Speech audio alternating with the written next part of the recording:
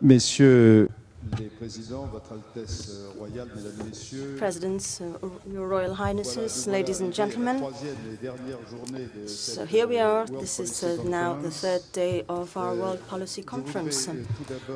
And to start this morning's session, I would like to greet President Tadic from Serbia, who has honored us and given us the pleasure, real pleasure, even though it's an old-fashioned way of expressing this. I would like to greet Mr. Tadic for being here this morning.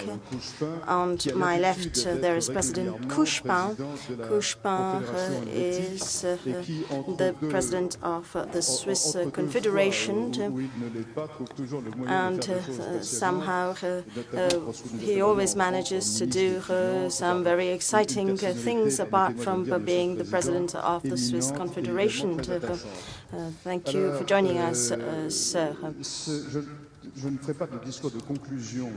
Now, I won't make any conclusions at the end of this session because, for protocol reasons, President Sarkozy will make the conclusions. So I would just like to give you some practical details concerning today's morning session, followed by lunch.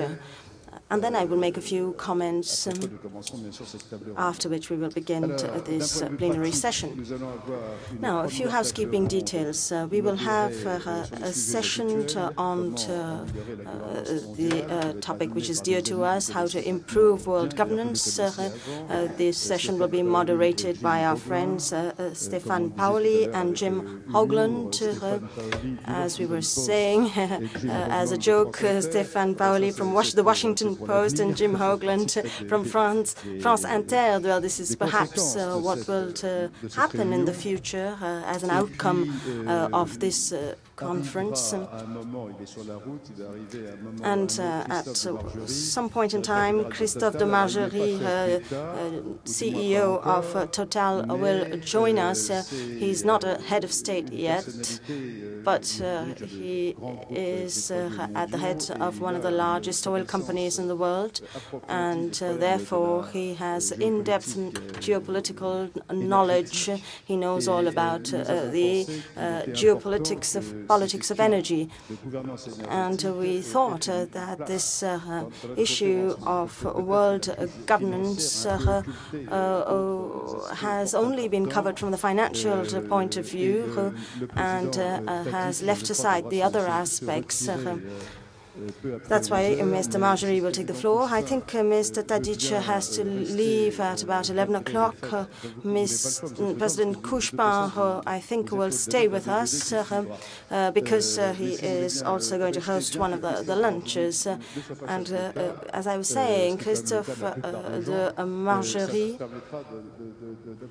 will join us later on, and he's not head of state, so it'll be interesting to share your ideas with him. Now, I'd just like to share a few of my thoughts with you. These are not questions, but just a few observations. I would like to underscore a few points that seemed particularly important to me.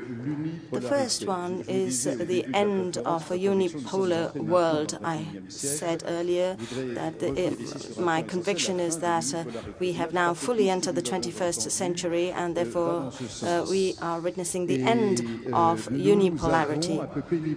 And this means that we will have to discover, not without a bit of pain, how diverse our world is. Well, we talk about the South, even when the South is not really in the South.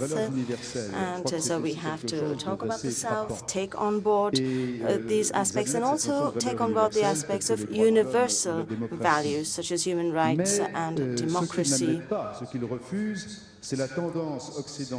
However, we have to do away with the Western powers trying to impose their own values in the name of universal values without taking into consideration the histories and backgrounds of the different peoples of the world. I think we have a lot to learn from certain aspects of governance in some traditional societies.